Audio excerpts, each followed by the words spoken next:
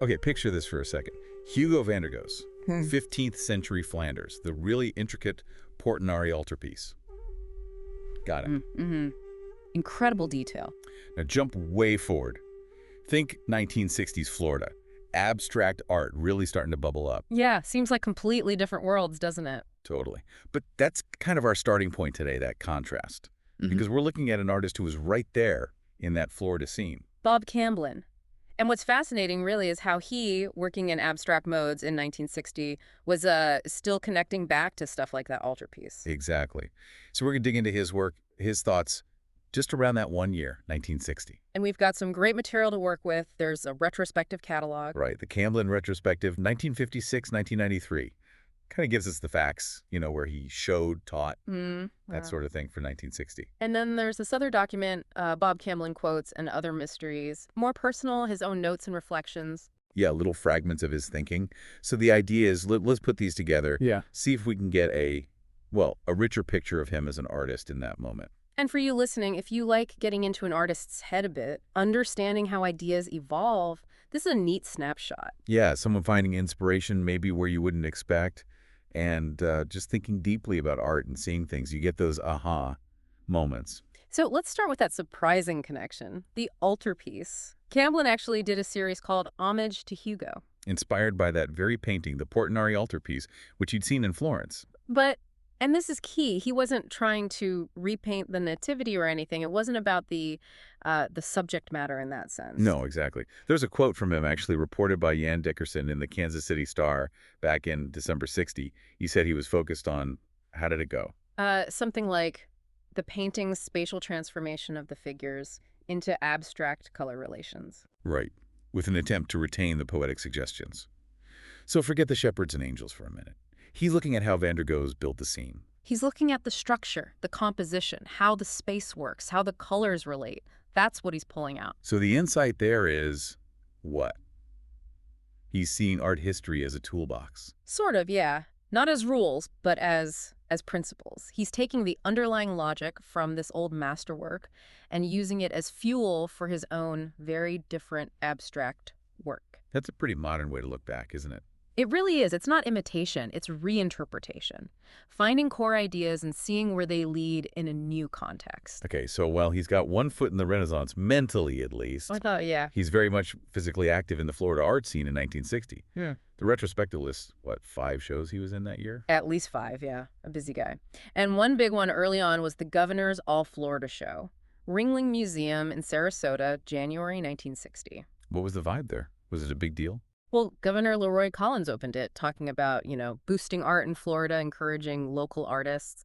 So there's this sense of building something, a state art identity. Right. And what about the art itself? Was it all abstract? Apparently quite a bit of it. Lawrence Dame, who wrote for the Sarasota Herald Tribune, noted a preponderance of abstract expressionism and its imitations. Abstract expressionism. Oh. So like Pollock de Kooning style. Big gestures, non-representation. That kind of energy, yeah. Though maybe not always hitting the mark if Dame mentions imitations. But he specifically points out Camblin's piece. Oh, yeah. What did he say? Described it as a pale ink and collage paper of a chimerical beast, distinguished for its intricate and delicate line. Chimerical beast. So abstract, but maybe with a hint of fantasy? Myth. It suggests that, doesn't it? Delicate line work, collage. So he's in that abstract wave, but maybe doing his own thing with it. And he wasn't just showing work, he was teaching too, right? At the Ringling School of Art. Yes. And there's this great little anecdote in the paper. February 60, he gave his color and design students an assignment. Go fly a kite. Seriously, go fly a kite. Yep. Apparently 70 students did it. It sounds maybe whimsical, but think about it. Design, color, aerodynamics, materials. Practical stuff. Hands-on, probably more memorable than just a lecture. Exactly. It suggests a teaching style that's about doing, exploring, experiential. Did it work? Did his students, pick up on his style? Seems like it. The paper mentioned one student, Bud Wall, in March, saying he, apparently a follower of Bob Camblin, achieves a feeling of glowing space in his work. So making an impact there too. Exhibiting, teaching. What else? Another show. Yeah, in April, the national show of the Sarasota Art Association, also at the Ringling. And Lawrence Dame reviewed that one too. He seems to have been the main critic there. He was, and he liked Camblin's oil painting in that show, described it as having clinging shellfish, like barnacles, into a bold pattern. Barnacles. Okay, that sounds different from the chimerical piece. More, Like more organic pattern. Yeah, and Dame praised the pleasures of both form and color, along with ingenious original treatment. So you see this evolution even within that year. Different materials, different description. From delicate lines to bold patterns of barnacles. Yeah. Okay. It really paints a picture of him being deeply involved there experimenting. But then, 1960 also brought a big change. He left Florida. Yeah. By the summer, he'd left Ringling and had a new job lined up for the fall, teaching at the University of Illinois in Urbana. Moving to the Midwest.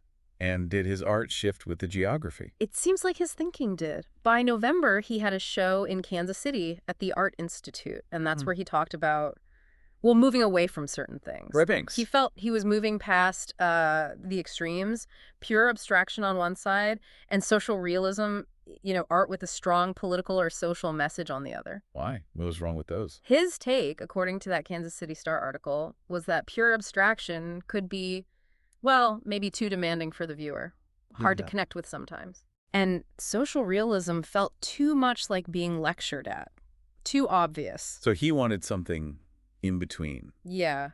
He started talking about finding something more allegorical. Allegorical, like Aesop's fables, where a story means something else. Exactly like that. Symbolic, carrying meaning, but maybe not hitting you over the head with it, allowing for interpretation. And you felt good about this shift. Oh, yeah.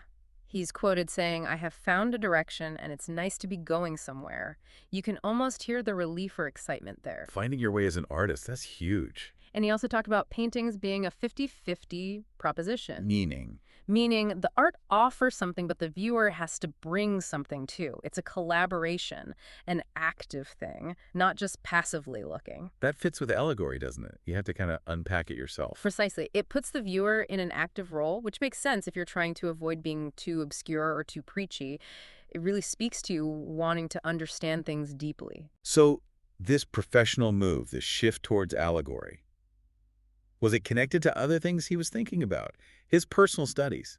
It seems likely. The retrospective mentions he was getting interested in Greek myths about metamorphosis around this time. Transformation, change. That fits. And also studying Marcel Duchamp. Duchamp, Mr. Fountain himself, the guy who turned a urinal into art and challenged everything. Right. So you've got mythology with its deep symbolism and stories of change, and Duchamp pushing boundaries, emphasizing the idea behind the art, the viewer's role. You can see how both might feed into wanting a more layered, allegorical approach, less about just the surface image. Absolutely. They both point towards meaning beyond the purely visual and the importance of how the viewer engages. And on a completely personal note, 1960 was also the year his son, Brian, was born. Yeah. The sources don't directly link it to his art, obviously, but big life events like that, they have ways of shifting your perspective, don't they? For sure. It adds another layer to this year of big changes for him. And this is where those quotes, the ones from Quotes and Other Mysteries, become so interesting. They give us these little windows into his mind during this period. Okay, let's hear some. Do they connect to these themes? I think they do. Like this one. Fortunately, some things remain forever or another 10 years, perhaps. Ah, a bit wry. Speaks to that sense of change, things not being permanent, maybe even art styles. Could be. Or this one. Look into the atom, you get what you need. Look into magic, and you get what you need. Philosophy and art are in both. Wow. Connecting science, magic, philosophy, art. Seeing them all as ways of finding something. Yeah, a very broad, interconnected view. He's not putting things in neat little boxes. That reminds me of his wanting to avoid the extremes of pure abstraction or social realism. Exactly. And listen to this. I will stick with common sense and try for the perfectly average view of the universe. I think that will let me enjoy miracles on both sides of science and magic and the nuances of the smear between the whiteness and the blackness. The smear between, I like that, embracing the gray areas, the complexity. And hope that I can be around when the two meet in the near future and we have an intensely bright gray. He's looking for synthesis, maybe? Finding value in the middle ground? The nuances? Which makes total sense for someone moving towards allegory. It's not black and white. Right. And then there's this shift in thinking about art's purpose. Art is not just images. Art for art's sake has become art for life's sake, or art for my sake, or art for survival's sake. So art isn't just about aesthetics anymore. It's necessary, personal, connected to living. That's how it sounds. Much more fundamental. Do we get any hints about how he actually made art his process? A couple of intriguing lines. Step off the train of thought. Like break your routine thinking, get unstuck. Maybe. And then, when you think, don't act. When you act, don't think. Huh. That sounds contradictory. Or maybe it means there's a time for planning and a time for just doing. Intuition? Could be read that way. Separate modes? Yeah. Analysis versus flow, perhaps? Interesting. He's clearly thinking about how to create, not just what. And he's definitely observing, listen to this. The cosmos waves as me with tree leaves, sun-heated air moves across the electrons of my skin. Sunlight reflects those greens. First, white, then yellow-green, and in deep shadows, blue. That's beautiful. Really poetic. Shows a deep connection to just looking, seeing the world. That intense observation must feed the visual work, right? And then the simpler reflections, like, much better than arguing is to look at my watercolor palette. Yeah. Sometimes just engaging with the materials is the answer. And this one, short but deep. White is light, black is absence of light, but people are seen. Light, absence, but presence.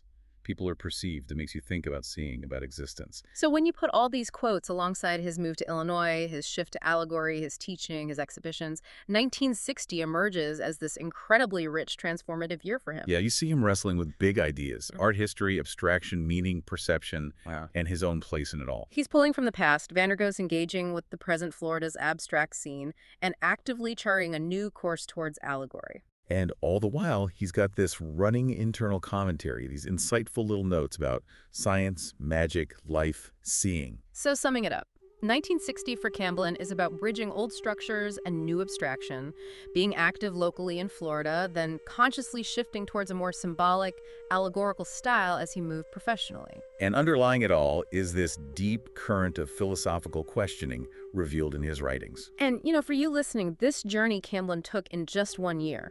Finding new paths, drawing inspiration from odd places, questioning how we see and create.